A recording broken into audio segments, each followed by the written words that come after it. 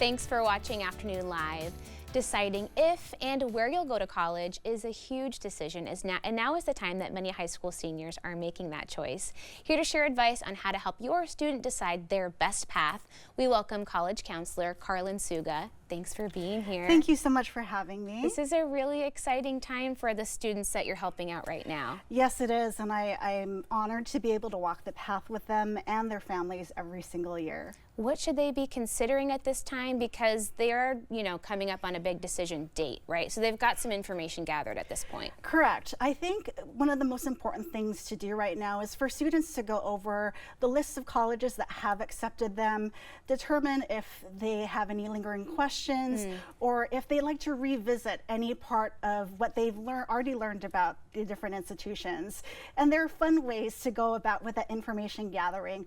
Obviously, visiting campus is one of the most common ways to do so. Our colleagues at Oregon State and the University of Portland and many other institutions around the nation have dedicated visit days for prospective incoming students that include activities and workshops and just another introduction or reintroduction into campus. And so I think that's a great way to get reacquainted. Colleges that are further away, sometimes they'll actually come to Portland to meet you where you're at. So for example, Seattle University is actually coming next week to host an admitted student reception, and they're bringing faculty, staff from financial aid, and all of these wonderful offices to help students and families make that decision.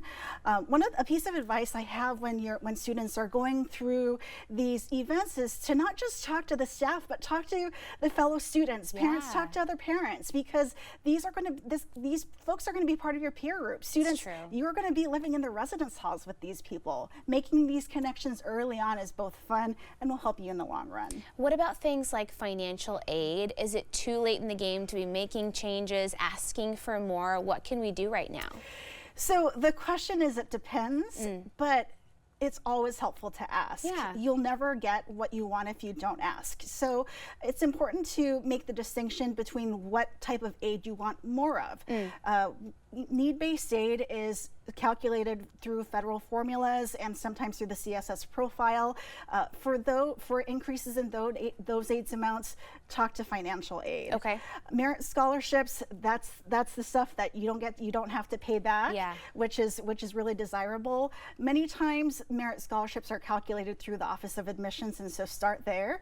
Know that they may very well accept documentation of other awards from different colleges and universities, and they also might ask you for further documentation. So if you're looking for an increase in need aid, they might ask you for financial information. If it's merit aid, they might ask for an updated report card showing that you continue to do well in your classes. That's good to know, though. You've got some leverage. You can talk about, hey, I've got this great offer from XYZ school. Let's talk and see how we can best move forward together.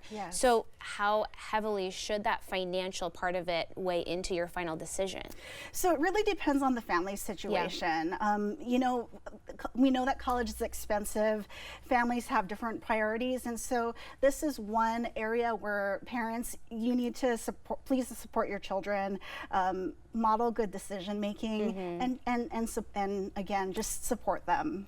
So that begs the question, are there more kids foregoing that traditional four-year college degree, and how can we support them, making sure that they have a happy, healthy career in some form if it doesn't involve that higher education aspect? I think I think in today's economic landscape, there may be more students looking at trades and community college, in part because colleges become more expensive.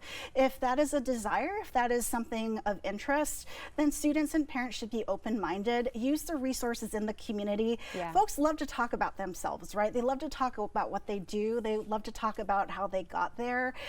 So use those resources to determine if that is the pathway forward. That's a great point. So let's say your first choice school has waitlisted you and you're not sure how to make a decision based on that. How do you navigate that situation?